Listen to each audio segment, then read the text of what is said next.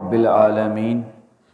والعاقبۃ للمتقین والصلاۃ والسلام علی صادق الوعد الامین اما بعد فاعوذ باللہ من الشیطان الرجیم بسم اللہ الرحمن الرحیم کیف یہدی اللہ قوما کفروا بعد ایمانہم وشہدوا ان الرسول حق وجاءہم البینات واللہ لا یہدی القوم الظالمین اولئک جزاؤہم ان علیہم لعنۃ اللہ والملائکۃ والناس اجمعین خالدین فیہا لا یخفف عنہم العذاب ولا هم ینظرون الا الذین تابوا من بعد ذلک واصلحوا فإن اللہ غفور رحیم ان الذين كفروا بعد ایمانہم ثم ازدادوا كفرا لن تقبل توبتهم واولئک هم الضالون ان الذين كفروا وماتوا وهم كفار فلن يقبل من احدهم ملء الارض ذهبا ولو افتدى به اولئک لهم عذاب علیم وما لهم من ناصرین صدق اللہ العظیم ان اللہ وملائکتہ یصلون علی النبی یا ایہا الذین آمنوا صلوا علیہ وسلموا تسلیما اللہم صلی علی سیدنا و مولانا محمد وعلی آل سیدنا و مولانا محمد وبارک وسلم وصلی علیہ۔ اللہ رب العالمین کے خاص فضل اور اللہ رب العالمین کے پیارے حبیب حضرت محمد مصطفیٰ صلی اللہ علیہ وآلہ وسلم کی خاص نگاہ سے انشاءاللہ تعالی آج ہمارا یہ چوتھا پارہ مکمل ہو جائے گا۔ ترتیب کے اعتبار سے یہ تیسرا ہے اور من حیث الکل چوتھا ہے، کیونکہ تیسواں پارہ ہم نے پہلے پڑھا تھا اور اس کے بعد ترتیب سے پہلا، دوسرا اور تیسرا۔ آج انشاءاللہ اس کی آیات 86 سے لے کر 91 تک انشاءاللہ تعالی ہم پڑھنے کی کوشش کریں گے۔ حاضرین، ایک بات جو آپ اکثر سنتے ہیں اور وہ یہ ہے کہ پورا قرآن مجید اگر خاص محبت کی نظر سے دیکھا جائے اس کو، اور قرآن مجید کو از اول تا آخر پڑھا جائے تو ہر جگہ حضور سید العالمین صلی اللہ علیہ وسلم کا تذکرہ خیر ملتا ہے۔ آپ کی شانیں، آپ کے اختیارات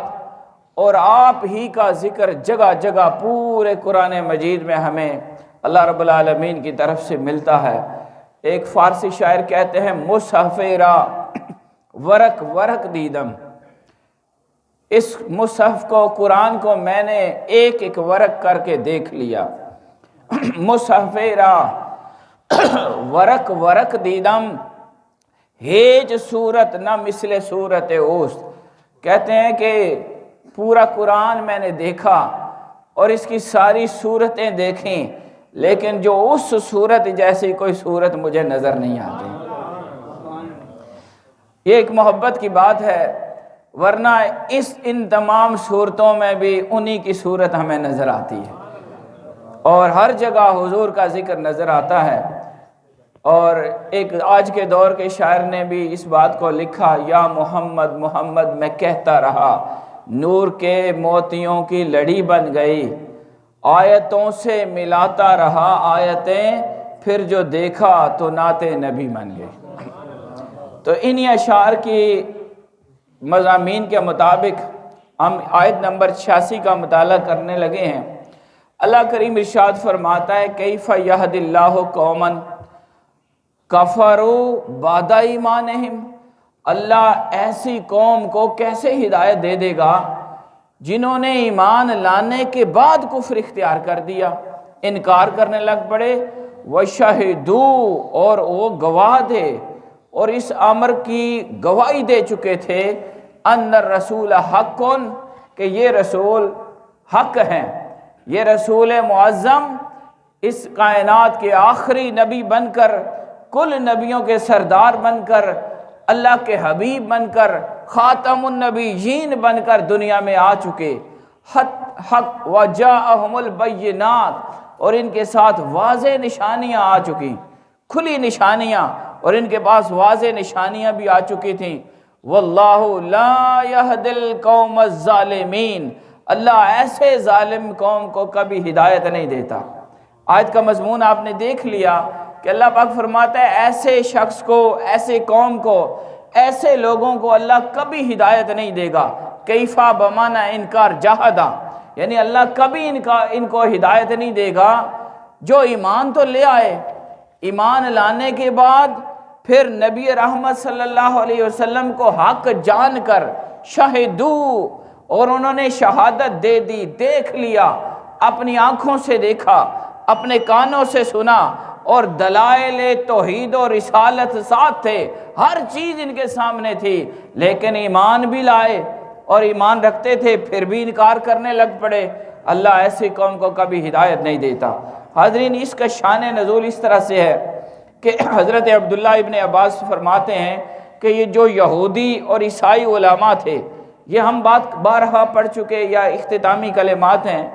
وہ یہودی اور عیسائی علماء حضور نبی رحمت صلی اللہ علیہ وسلم کو آپ کی تشریف آوری سے پہلے بھی جانتے بھی تھے، پہچانتے بھی تھے، اور سارے دلائل ان کے سامنے تھے، سارے حقائق سامنے تھے، ہر چیز ان کے سامنے تھی۔ وہ لوگوں کو حضور کی آمد کی خبریں سنایا کرتے تھے۔ یہودی علماء، عیسائی علماء، ان کا یہ طریقہ تھا، وہ آقا علیہ السلام کی آمد کی خوشخبریاں سناتے، اور آپ کے طفیل، آپ کے ذریعے سے، آپ کے وسیلے سے اللہ سے دعائیں مانگتے تھے، اور اگر ان کا اپنے دشمنوں کے ساتھ مقابلہ ہوتا تو دشمنوں پر حضور کے صدقے سے فتح مانگا کرتے تھے۔ یہ ان کا طریقہ تھا۔ اللہ کریم نے اسی بات کو سامنے رکھتے ہوئے ارشاد فرمایا، یہ پہلے تو ایمان رکھنے والے تھے، یہ تو دعائیں مانگا کرتے تھے، اے نبی آپ کی ذات کے صدقے سے یہ فتح مانگا کرتے تھے، یہ ہدایت مانگا کرتے تھے، یہ اللہ کی بارگاہ میں دعا کر کے لوگوں کو بتایا کرتے تھے ایک نبی آخر الزمان تشریف لانے والے ہیں، ایک عظیم الشان رسول آنے والے ہیں۔ لیکن جب حضور تشریف لے آئے، آپ کی آمد ہوئی، اور آپ کی تمام دلائل توحید و رسالت جب دیکھ بھی لیے، معجزات دیکھ لیے، اور حق جان کر، شہادت دے کر، پہچان کر، اور دیکھنے کے باوجود انکار کرنے لگ پڑے۔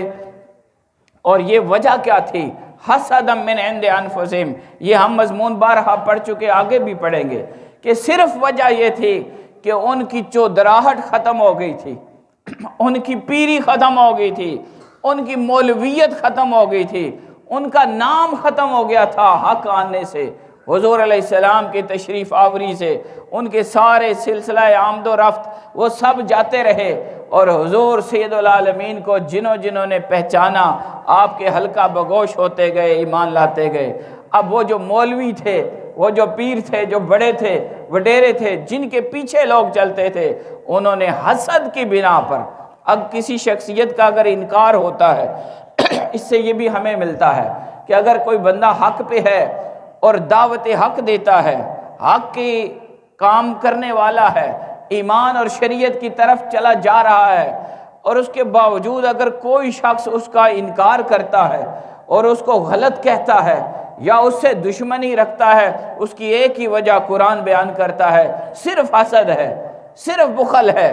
اور کوئی وجہ نہیں، ورنہ ہر شخص وہ جانتا ہے کہ یہ جو توحید کا داعی ہے، ایمان کی بات کرنے والا ہے، خدمت خلق کرنے والا ہے، اللہ کے دین کی بات کرنے والا ہے، یہ حق پر ہے، اس کی بات بھی حق ہے، اس کا طریقہ حق ہے، لیکن نہ ماننے والوں کے پاس کوئی جواز نہیں ہوتا سوائے اس بیماری کے کہ ان کے دلوں میں حسد کی آگ جلتی ہے۔ اللہ پاک ارشاد فرماتا ہے ایسے لوگوں کو جن کا یہ حال ہو، ایسے لوگوں کو اللہ کبھی ہدایت نہیں دیتا، کیونکہ انہوں نے ایمان کے بعد کفر کیا، پہچان کے بعد انکار کیا، اور یہ سارا کچھ دیکھ بھی لیا تھا، اور پھر اس کے باوجود انہوں نے راہ حق کو چھوڑا۔ قرآن فرماتا ہے اولئک جزاؤہم، یہی ہیں وہ لوگ، یہ وہ لوگ ہیں کہ ایسے لوگوں کی سزا یہ ہے، جزاؤہم ان علیہم لعنت اللہ، کہ ان پر اللہ کی لعنت برسے گی، اور وہ اللہ کی رحمت سے محروم رہیں گے، والملائکۃ، اور تمام فرشتے بھی ان پر لعنتیں بھیجیں گے، والناس اجمعین، اور کائنات میں آنے والے ہر مومن انسان ان کو لعنت بھیجے گا کہ اس نے حق کو دیکھا، حق کو پہچانا، حق کی بات کو سن کر، پہچان کر، جان کر پھر بھی انکار کرتا رہا اور حق کے راستے میں رکاوٹیں ڈالتا رہا، ان کے اوپر لعنتیں برستی رہیں گی۔ لعنت کا معنی بھی آپ کو آنا چاہیے۔ لعنت تو ہم گالی کے طور پر استعمال کرتے ہیں اپنے طور پر، لعنت کا اصل معنی یہ ہے کہ یہ بد دعا ہے کہ وہ اللہ کی رحمت سے محروم ہو جائے گا، اللہ کے فضل سے محروم ہو جائے گا، اللہ کی محرومی سے، اللہ کی مہربانی سے محروم ہو جائے گا، اور جب کہ اللہ کی رحمت ہر شے سے وسیع ہے۔ ان رحمتی وسعت کل شیء، اللہ فرماتا ہے میری رحمت ہر شے سے وسیع ہے، اور اس رحمت سے کفار حصہ لیتے ہیں، منافقین حصہ لیتے ہیں، ایماندار حصہ لیتے ہیں، اپنے بگانے کائنات کی ہر شے اللہ کی رحمت سے قائم ہے، اللہ کی رحمت سے اس کی وجود بنا ہے، اور اللہ ہی کی رحمت کی وجہ سے اس کی تربیت چلتی ہے۔ اللہ فرماتا ہے اس کے باوجود، میری وسیع رحمتوں کے باوجود، وہ شخص جو حق کو پہچان کر انکار کرے گا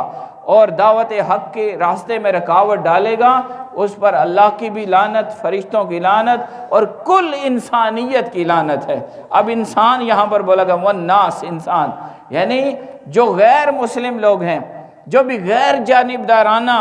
کسی بھی تحریک کا، کسی بھی مرکز کا، کسی بھی دعوت کا جب اس کا وہ مطالعہ کرتے ہیں تو ان کو پتہ چلتا ہے کہ اس میں حق کی باتیں تھیں، اور ان کے مخالف جو لوگ تھے وہ کون سے لوگ تھے۔ اس کی مثال کو پاکستان کی ہے، اور آج بھی یہ بات کھل کر سامنے آ چکی۔ پاکستان ایک اچھی دعوت پہ قائم ہوا اللہ کے نام کو سر بلند کرنے کے لیے، کن لوگوں نے اس کا ساتھ دیا اور وہ کون تھے جو اس راہ میں رکاوٹ بنتے رہے۔ آج ان کا نام سیاہ حرفوں سے لکھا جاتا ہے، وہ کالے حرف بن گئے، اور ان کے اوپر آج تک ہر شخص لعنت بھیجتا ہے کہ ایک مسلمانوں کے لیے علیحدہ ریاست کے قیام کے لیے جہاں اللہ اور اس کے رسول کا نام سر بلند ہو، اس کی راہ میں رکاوٹ بنتے رہے۔ مدینہ کی ریاست بنی تو جو لوگ حضور کے ساتھ ہوئے، ایماندار بنے، آقا کے معاون بنے، مہاجرین و انصار بنے، ان کے نام زندہ ہیں، اور جو منافقین تھے اس دعوت حق کی راہ میں رکاوٹ بنتے رہے، وہ کفار و مشرکین ہو کر مردود اور لعنتی ہو گئے۔ اللہ فرماتا ہے یہ لعنت خالدین فیہا، اس لعنت کے اندر ہمیشہ رہیں گے۔ لا یخفف عنہم العذاب، اللہ ان سے عذاب کو کم نہیں کر، تخفیف عذاب نہیں ہوگی۔ اب اس پر بھی بہت ساری باتیں ہو سکتی ہیں کہ اللہ پاک نے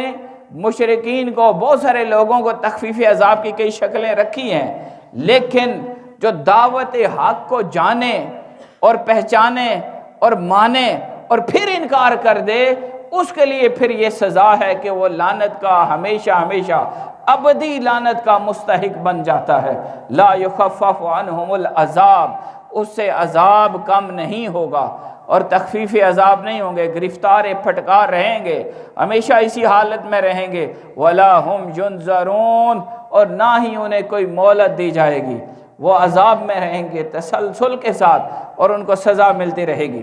اس قانون کے اندر اللہ پاک نے ایک ایکسیپشن، مستثنا رکھا کہ اگر کسی شخص نے ایمان پہلے قبول کیا اور پھر انکار کر دیا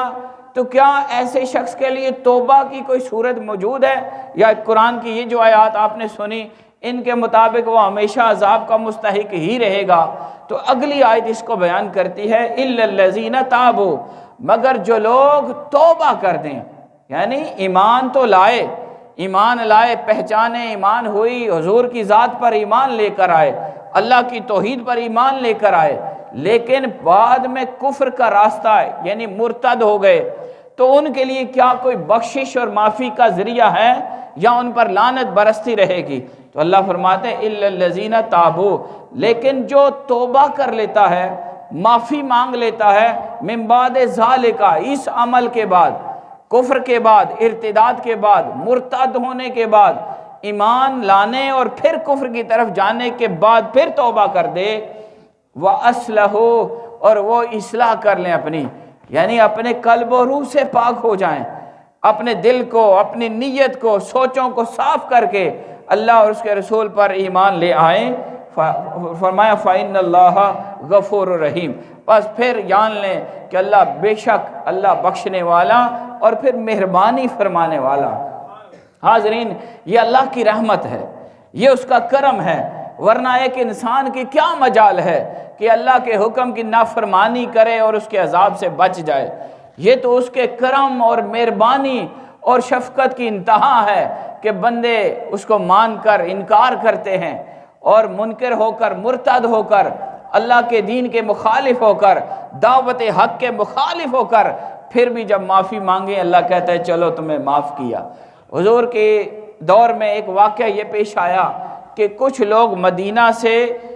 ایمان کو چھوڑ کر، اسلام کو چھوڑ کر مکہ والے کفار کے ساتھ چلے گئے۔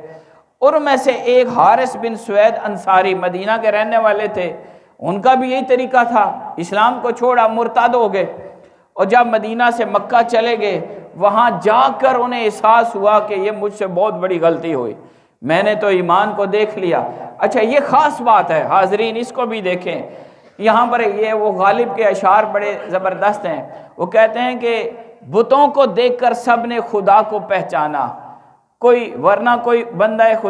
خدا کے گھر تو کوئی بندہ خدا نہ گیا، سمجھتے کیا تھے جب سنتے تھے ترانہ درد، سمجھ میں آنے لگا جب تو پھر سنانا گیا۔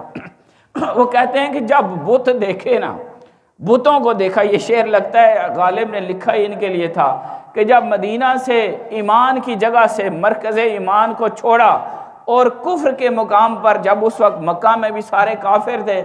اور ہر وقت شرک تھا، بت پرستی تھی، جب وہاں گئے اور اس ماحول کے اندر داخل ہوئے تو پتہ پھر چلا کہ وہ کیا جگہ تھی اور یہ کیا جگہ ہے، ایمان کیا ہے اور کفر کیا ہے، ہدایت کیا ہے، گمراہی کیا ہے، رسول پاک کی صحبت کے کیا مقام اور مرتبہ ہے، مدینے کی کیا شان ہے، اور مکہ جو اس وقت کفر کا مرکز تھا اس کا کیا عالم ہے۔ اس وقت ان کو پتہ چلا کہ مجھ سے غلطی ہوئی۔ یہ ان کا نام حارث بن سوید تھا، تو انہوں نے اپنے رشتہ داروں، قوم کے ذریعے حضور تک پیغام پہنچایا کہ کیا میری معافی کی کوئی گنجائش ہے، توبہ کر لوں، کوئی بخشش ہو سکتی ہے۔ تو اس پر اللہ رب العالمین نے اس آیت کا اگلا یہ حصہ بھیجا کہ جو شخص ایمان لانے کے بعد، پہچانے ایمان کے بعد، رسول اللہ کے ہاتھ پر دست بیعت کرنے کے بعد، اللہ کی توحید کو ماننے کے بعد پھر کفر کر لے اور پھر اس کے دل میں احساس ندامت آ جائے اور وہ توبہ کرنا چاہے، اپنے قلب و روح کو پاک اور صاف کر کے حضور کی ذات پر پھر ایمان لانا چاہے، تو اللہ پاک اس کے لیے بخشنے والا، رحم کرنے والا ہے۔ حاضرین، اس سے ہمیں یہ نقطہ بھی پتہ چلتا ہے کہ دیکھیں مرتد ہو جانا یہ بہت بڑا گناہ ہے، کہ ایمان لے آئے، پہچان کر لی، پھر گناہ کیا، یہ بہت بڑا گناہ کیا۔ لیکن قرآن کی یہ آیات ہمیں یہ بتاتی ہیں کہ معافی کی گنجائش مرتد کے لیے بھی ہے۔ اگر کوئی ایمان لائے اور پھر چھوڑ کر مرتد ہو جائے تو معافی مانگنا چاہے، اللہ اس کو بھی معافی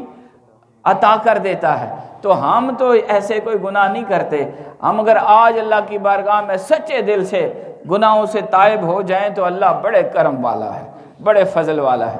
آگے اللہ کریم ارشاد فرماتا ہے ان الذین کفروا بعد ایمانہم، ایک اور صورت بنتی ہے۔ ایک اور صورت کیا ہے کہ بے شک جو لوگ کافر ہو گئے بعد ایمانہم، ایمان لانے کے بعد، ثم ازدادوا کفرا، اور پھر کافر بننے کے بعد پھر کفر میں آگے بڑھتے گئے، کفر میں شدت اختیار کر لی اور بڑے کافر بن گئے، انکار کرنے والے۔ فرمایا ثم ازدادوا کفرا لن تقبل توبتہم، ایسے لوگوں کی توبہ ہرگز قبول نہیں ہوگی، وَأُولَئِكَ هُمُ الضَّالُّونَ، اور وہ پکے پکے گمراہوں میں سے ہیں۔ یہ پچھلی جو صورت ہم نے پڑھی کہ اگر کوئی ایمان لانے کے بعد کفر میں جاتا ہے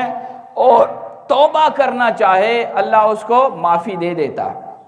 لیکن اگر کوئی تو ایمان لانے کے بعد کفر کا راستہ، انکار کا راستہ اختیار کر لے اور پھر کفر سے اور کفر کی طرف بڑھتا جائے، انکار سے انکار در انکار کی طرف جاتا جائے اور وہ کبھی راستے کو بدلنا نہ چاہے تو اللہ پاک فرمایا پھر ایسے شخص کو اللہ چھوڑ دیتا ہے، اب اس کی توبہ ہرگز قبول نہیں ہوگی۔ اور وہ اولئک هم الضالون، یہ وہی لوگ ہیں جو گمراہ ہونے والے ہیں۔ اس کی صورت مفسرین نے بیان کی شان نزول، وہ کہتے ہیں یہ شکل کیا ہے، آپ اس کو سمجھ لیں کہ ایمان لے کر آیا، پھر کفر کیا، پھر کفر میں اور آگے بڑھا، تو اللہ پاک نے کہا ایسے شخص کو میں توبہ قبول نہیں کرتا۔ اس کی شکل کی دو صورتیں بیان ہوئی ہیں۔ وہ کہتے ہیں کہ یہ یہودیوں کے لیے ہے۔ یہودیوں کا حال کیا تھا کہ وہ سب سے پہلے ایمان لے آئے موسیٰ علیہ السلام پر، تورات پر، اور صاحبان ایمان بن گئے۔ موسیٰ علیہ السلام پر ایمان لانے کے بعد یہ ان کا ایمان ثابت ہو گیا۔ اب اس کے بعد جب عیسیٰ علیہ السلام آئے تو ان کا انکار کر دیا، یہ انکار ایمان ہو گیا۔ یہ ایمان لانے کے بعد انکار کیا، کفر ہو گیا۔ پھر حضور تشریف لے آئے تو انہی یہودیوں نے حضور کا بھی انکار کر دیا۔ تو یہ ایک طرح سے یہ صورت بنی کہ عیسیٰ علیہ السلام پر ایمان لانا یہ ایمان اول تھا، پھر موسیٰ علیہ السلام پر ایمان لانا یہ ایمان کی بنیاد تھی، ایمان تھا، اول بات تھی۔ لیکن عیسیٰ علیہ السلام کا انکار کرنا یہ کفر اول ہوا،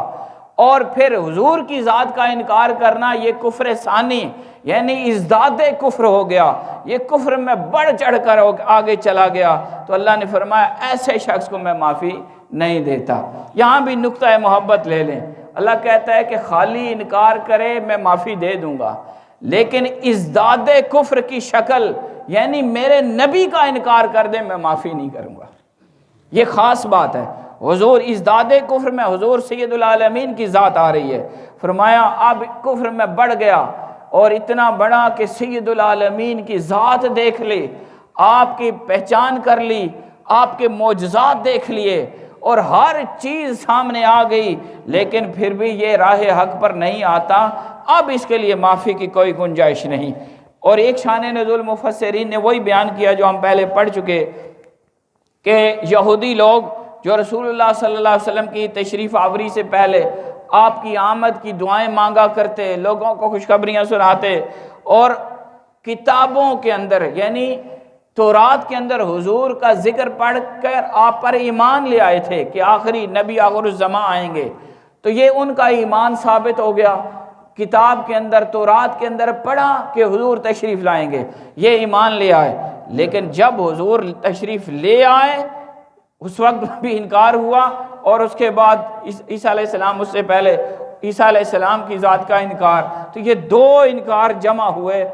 اس کو اللہ پاک فرماتا ہے کہ اب ان کی بخشش کی کوئی گنجائش نہیں بچی۔ ان الذین کفروا بعد ایمانہم، وہ لوگ جو ایمان لانے کے بعد کافر ہو گئے اور وہ کفر کرنے لگ پڑے، اور پھر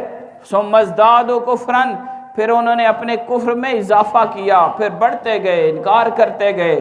اور سرکش ہو گئے، اللہ نے فرمایا لن تقبل توبتہم، اب اگر معافی بھی مانگیں تو معافی نہیں ہے بھائی، اب معافی کی کوئی گنجائش نہیں۔